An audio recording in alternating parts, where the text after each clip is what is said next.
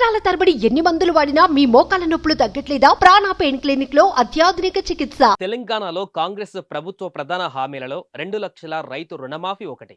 ఈ హామీని ప్రతిష్టాత్మకంగా తీసుకున్న రాష్ట్ర ప్రభుత్వం కొన్ని రోజుల నుంచి తీవ్ర కసరత్తు చేస్తోంది. ఇందుకు సంబంధించిన విధి విధానాలను ఖరారు చేసే పనిలో నిమగ్నమైంది. ఇప్పటికే బ్యాంకర్ల నుంచి 2 లక్షల లోపు అప్పు తీసుకున్న రైతుల జాబితాపై దృష్టి సారించింది. అయితే ఆగస్టు 15 లోపే 2 లక్షల లోపు పంట రుణమాఫీ విధానం అమలు చేయాలని రాష్ట్ర ప్రభుత్వం కసరత్తు చేస్తోంది. అర్హులైన వారికే రైతు రుణమాఫీ వర్తింపజేసేందుకు అధికారులు వివిధ ప్రతిపాదనలు సమర్పిస్తున్నారు. అయితే పాస్బుక్, రేషన్ కార్డులను ప్రామాణికంగా తీసుకోవాలని తాజాగా అధికారులు ప్రభుత్వానికి సూచించినట్లుగా తెలుస్తోంది.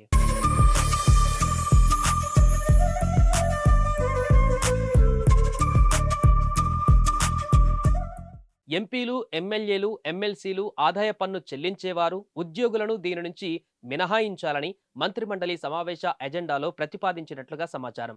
పంట రుణమాఫీ పైన ఈ వారంలో సమావేశం నిర్వహించాలని ప్రభుత్వం భావిస్తోంది. దీనికి సంబంధించి పూర్తి సమాచారం ఇవ్వాలని ఆదేశించడంతో వ్యవసాయ అధికారులు 2 లక్షల వరకు రుణాలు తీసుకున్న వారి జాబితాను బ్యాంకుల నుంచి తెప్పిస్తున్నారు. మరో 2-3 రోజులలో ఈ జాబితా అధికారులకు చేరనుంది. ఈలోపే రుణమాఫీ ఎవరెవరికి అమలు చేయాలనే దానిపైన వ్యవసాయ శాఖ వివిధ ప్రామాణికాల ప్రతిపాదికన విస్తృత స్థాయిలో అధ్యయనం చేస్తుందని ప్రభుత్వ వర్గాలు తెలిపాయి.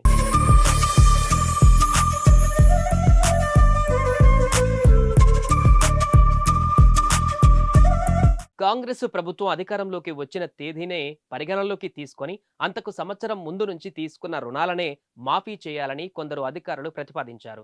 దీనికి ప్రభుత్వం విముఖత చూపించింది.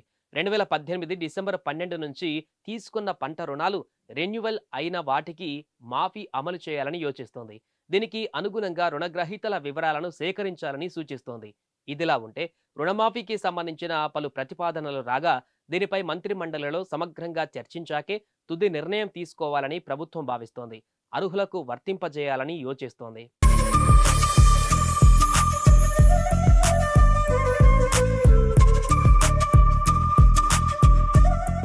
సుమన్ టీవీలో మీ పర్సనల్ అండ్ బిజినెస్ ప్రమోషన్స్ కోసం కింది నెంబర్కి కాంటాక్ట్ చేయండి.